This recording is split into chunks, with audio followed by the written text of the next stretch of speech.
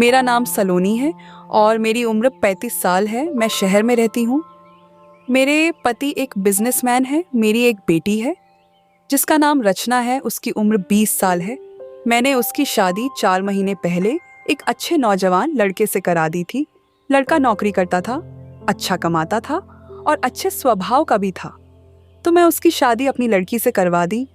शादी की एक वजह यह भी था कि मेरे पति यानी रचना के पापा घर पर बहुत कम ही रहा करते थे।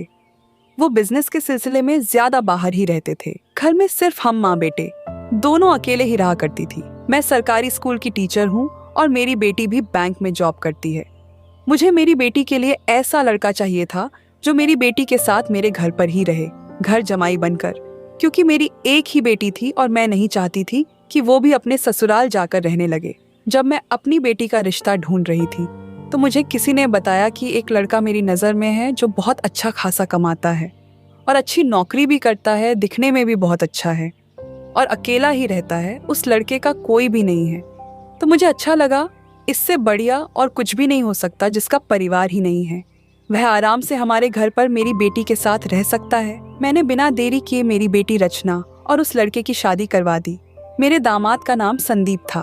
उसकी उम्र लगभग 28 साल की है। शादी के बाद मेरी बेटी अपने पति संदीप के साथ बहुत खुश थी। उन दोनों को देखकर मैं भी बहुत खुश थी।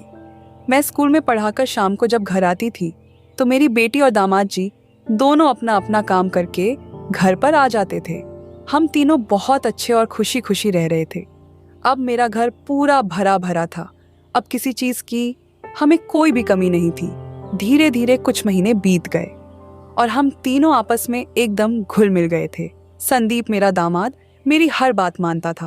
वह मुझे हमेशा अपनी बाइक पर बिठाकर मुझे स्कूल तक छोड़ देता था और जब शाम होता था तो मुझे वापस लेने भी आया करता था।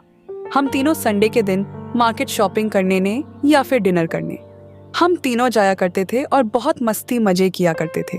एक दिन अचानक से मुझे फोन आया कि मेरे पिताजी की तबीयत बहुत खराब है। यह बात मुझसे सुनकर रहा नहीं गया और मैं उन्हें देखने के लिए गांव जाना चाहती थी। मैंने अपनी बेटी रचना और अपने दामाद संदीप से अपने साथ चलने के लिए कहा, पर मेरी बेटी बोली कि माँ बैंक में अभी बहुत काम चल रहा है, अभी छुट्टी नहीं मिल पाएगी। ही आप अपने साथ संदीप को ले जा सकते हैं क्योंकि उन्हें छुट्टी मिल सकती है। अगली सुबह मेरी बेटी नहा धोकर ऑफिस के लिए तैयार होकर ऑफिस चली गई। मैं और मेरा दामाद भी पिताजी को देखने के लिए गांव पर निकल गए। हम दोनों बस स्टेशन के लिए ऑटो से गए और गांव पर जाने वाली एक ही बस थी। हम लोग बस स्टेशन पर बस का इंतजार कर रहे थे। बस में बहुत भीड़ थी। अब गांव के लिए एक ही बस जाती थी, तो कैसे भी करके मजबूरन हमें उस बस में चढ़ना ही पड़ा। पहले बस में मैं चढ़ी, उसके बाद पीछे से संदीप भी बस में चढ़ गया। वहां पर हम लोगों को सीट नहीं मिली थी, इसीलिए हम लोग खड़े खड़े जा रहे थे।